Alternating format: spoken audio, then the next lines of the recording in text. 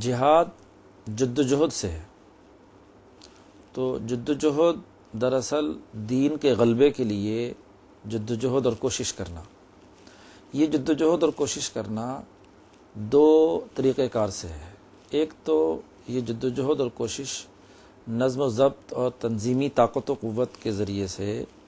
Society کے درست کرنے کے لیے اقدامات کرنا، سوسائٹی میں تبدیلی لانے کے لیے محنت کرنا، جدوجہد اور کوشش کرنا۔ یہ جدوجہد ذاتی انقلاب سے عبارت بھی ہے، اپنے گرد و پیش کے ماحول میں تبدیلی لانے سے بھی ہے، اور سب سے بڑھ کر یہ کہ ایک جماعت سازی کے حوالے سے ہے۔ یہ جدوجہد تو عمومی ہے، اس جدوجہد میں تنظیم سازی بھی ہے، قومی نظام حکومت بنانا بھی ہے، سیاسی عمل کی اہمیت بھی ہے، معاشی سسٹم کی تشکیل بھی ہے، سماجی امور کی انجام دہی کے لیے کردار ادا کرنا بھی ہے، معاشرے کے اندر ترقیات کے لیے جدوجہد اور کوشش کرنا بھی شامل ہے۔ یہ ایک وسیع معنی میں لفظ جدوجہد استعمال ہوتا ہے۔ ایک جہاد کا لفظ استعمال ہوتا ہے بمعنی قتال یا لڑائی کے۔ جب جہاد کا معنی قتال یا لڑائی کی اصطلاح کے طور پر استعمال ہو تو دراصل یہ ایک سیاسی نظام کا ایک شعبہ ہے، کہ یعنی جب کسی جگہ پر دین کا سیاسی نظام قائم ہو جائے اور دین کے اس سیاسی نظام کی اساس پر انسانیت کے مسائل کے حل کرنے کا مکمل سسٹم وجود میں آ جائے، تو اب اس انسانیت کو انسانیت دشمن لوگوں سے بچانے کے لیے ان کے مقابلے پر مزاحمت یا اس کے پھیلاؤ کے لیے جدوجہد اور کوشش کرنا یا قتال اور لڑائی کا کام کرنا۔ ہمیشہ لڑائی کا فیصلہ سیاسی حالات پر منحصر ہوتا ہے۔ جس طرح کی سیاسی حکومت ہوگی تو سیاسی حکومت فیصلہ کرے گی،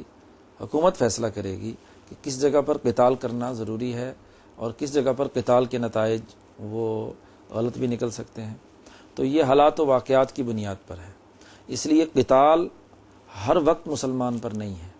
قتال کے لیے تو حکومت فیصلہ کرے گی کہ کس وقت میں